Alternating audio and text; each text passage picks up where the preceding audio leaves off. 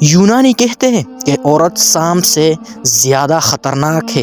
سقراط کا کہنا تھا کہ عورت سے زیادہ اور کوئی چیز دنیا میں فتنہ و فساد کی نہیں۔ بونا وٹیوکر کا قول ہے کہ عورت اس بچو کی مانند ہے جو ڈنک مارنے پر تولا رہتا ہے۔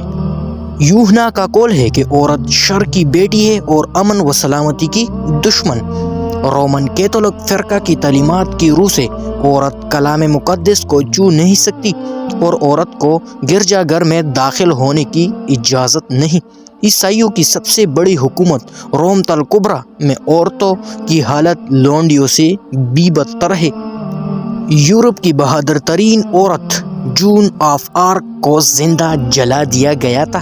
دور جاہلیت کے عربوں میں عورت کو اشعار میں خوب رسوا کیا جاتا تھا اور لڑکیوں کے پیدا ہونے پر ان کو زندہ دفن کر دیا کرتے تھے۔